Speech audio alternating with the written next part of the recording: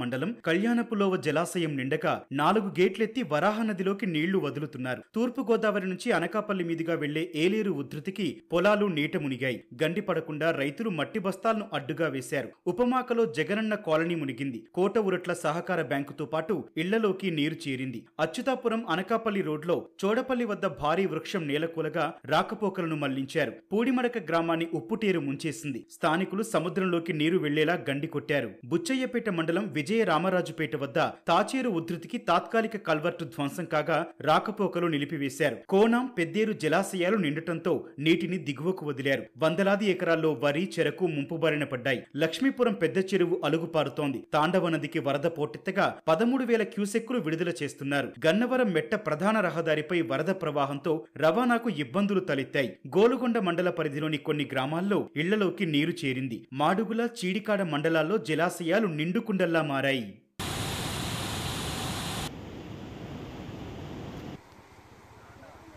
విశాఖ జిల్లా సీలేరు జలాశయం నుంచి 13,000 క్యూసెక్కుల నీరు విడుదల చేస్తున్నారు. డొంకరాయి జలాశయం నుంచి 1,10,000 క్యూసెక్కులు వదిలారు. పద్మనాభం మండలం మధ్య ఆనకట్ట వద్ద గోస్తని నది ఉగ్రరూపం దాల్చింది. విలాస్ఖాన్ పాలెం కాజువే, వరి పొలాలు నీట మునిగాయి. అల్లూరు జిల్లా లంబసింగికి వెళ్లే ఘాట్ రోడ్లపై రాకపోకలను ఆపేశారు. జీకే వీధి మండలం చట్రపల్లిలో కొండ చర్యలు విరిగిపడి 4 గాయాలు కాగా 3 గల్లంతయ్యారు. ఆంధ్ర, ఒడిశా సరిహద్దులోని మాచ్కండ్ జల విద్యుత్ కేంద్రంలోకి నీరు చేరింది. జోలాపుట్, డుడుమా నుంచి వస్తోన్న నీరు విద్యుత్ కేంద్రం జనరేటర్లోకి ప్రవేశించింది. రంపచోడవరం నుంచి గంగవరం వెళ్లే జాతీయ రహదారి జల దిగ్బంధమైంది. మారేడుమిల్లి మండలం పెళ్లిరేవు, కొండవాగు ఉధృతితో రాకపోకలకు గిరిజనులు అవస్థలు పడుతున్నారు. రంపచోడవరం నుంచి రంప గ్రామానికి వెళ్లే వంతెన నీట మునిగి అనేక పల్లెలకు రాకపోకలు నిలిచాయి. ఈ ప్రాంతంలో పందిరి మామిడి వాగు జోరు మీదుంది.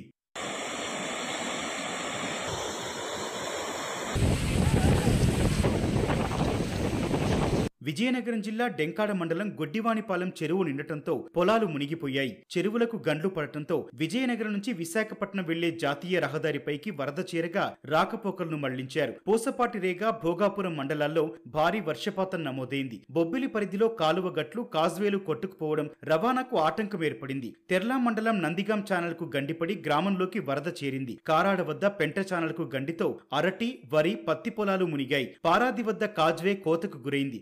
శ్రీకాకుళంలో వంశధార, నాగావళి, మహేంద్ర తనయ నదులు కలకల్లాడుతున్నాయి. ఆముదాల వలస, సరుబుజ్జిలి, బూర్జా, పొందూరు మండలాల్లో వాగులు పొంగుతున్నాయి. బూర్జ మండలం అల్లన వద్ద పంట పొలాలను నాగావళి ముంచెత్తింది. చీముల వలస, కొత్త వలస, కొర్లకొట్ట ప్రాంతాల్లో పొలాలు నీట మునిగాయి.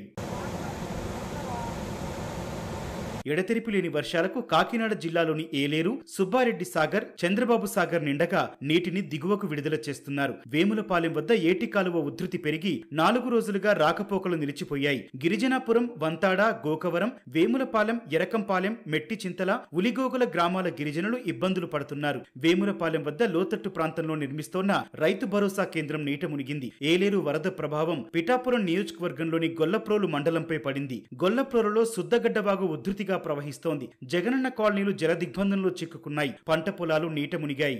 వర్షాలకు తాండవ నది ఉధృతంగా ప్రవహిస్తోంది. కాకినాడ, అనకాపల్లి జిల్లాల సరిహద్దు కోట నందూరు, గన్నవరం మెట్ట మధ్య వరద చేరింది. రోడ్డుకి ఇరువైపులా వాహనాలు నిలిచిపోయాయి. వరద తగ్గుముఖం పడగానే దీన్ని ముందుకు తీసుకెళ్తాం. ఎంత ఇప్పుడు నష్టం కూర్చొని ఎంత అంచనా వేయలేదు. ఇంత వరద వచ్చిన తర్వాత రాత్రి ఎవరు కోలుకోలేదు. మనం ప్రాక్టికల్గా మాట్లాడుకుంటాం. ఇలాంటి కష్టాలు వచ్చినప్పుడు మేము ప్రభుత్వం తరపు నుంచి లేదంటే అధికారుల తరపు నుంచి సంసిద్ధంగా ఉన్నాం. అలాగే ప్రతి ఒక్కరు కూడా దీన్ని బాధ్యత తీసుకోవాలని, అలాగే వైసీపీ నాయకులకు కూడా విమర్శల కంటే కూడా మీరు వచ్చి ఆ రంగంలో దూకాలని కోరుకుంటున్నాం. Like, share, subscribe.